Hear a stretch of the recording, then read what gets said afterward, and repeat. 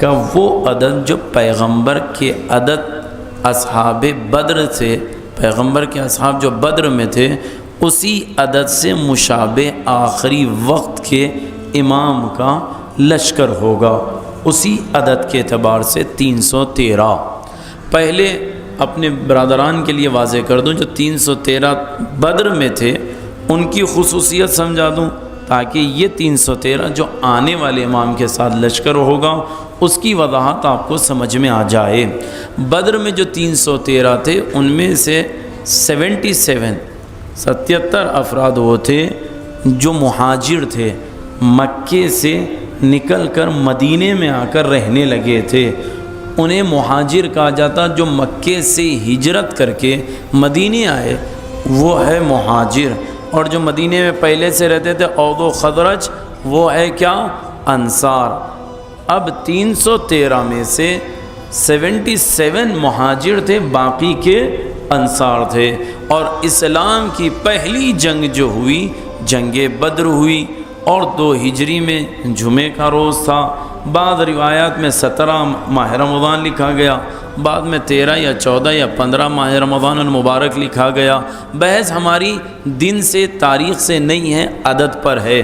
مہاجرین کے عدد انصار کے عدد ملا کر 313 عدد ملتے ہیں، کس کے؟ بدر کے لوگوں کے۔ یہاں تک ذہن بنا لیا آپ نے، 313 عدد۔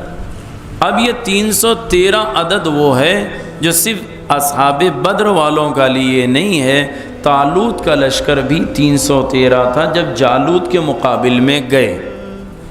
سیم اسی اعتبار سے پوری جنگ واضح کی گئی، لیکن جب امام آئیں گے تو ان کے ساتھ بھی 313 افراد ہوں گے، آنے والے امام کے ساتھ بھی 313 افراد ہوں گے۔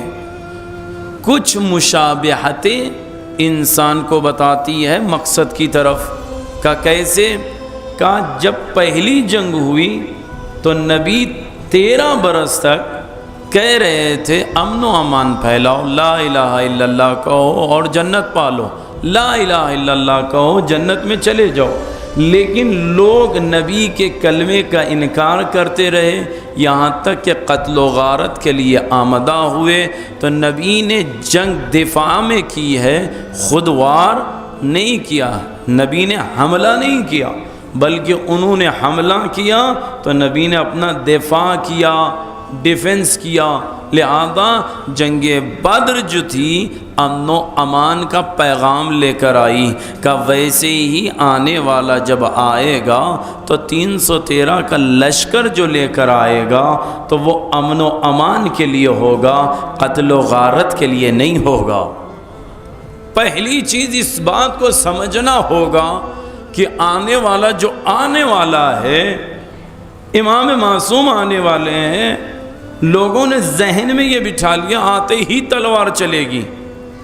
نہیں عزیزو، وہ فرزند علی و زہرا ہے، وہ پہلے تبلیغ کریں گے، حکم بتائیں گے، معجزات ظاہر کریں گے، دلیلیں ظاہر کریں گے، براہین بتائیں گے، اتمام حجت کریں گے، اور صحیح دین کی دعوت دینے کے بعد اگر کوئی اپنی انانیت پر اڑ جائے تب ذوالفقار چلے گی۔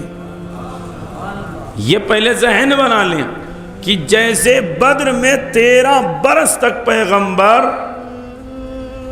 اذیتیں برداشت کرتے رہے لیکن جنگ کا ارادہ نہ کیا، تو آنے والا بھی اسی کے نام سے ہے جو نبی کا نام ہے، آنے والا بھی آئے گا تو پہلے کیا کرے گا؟ دعوت دے گا۔ کس چیز کی دعوت دے گا؟ اسلام کو سمجھنے کی۔ کیوں؟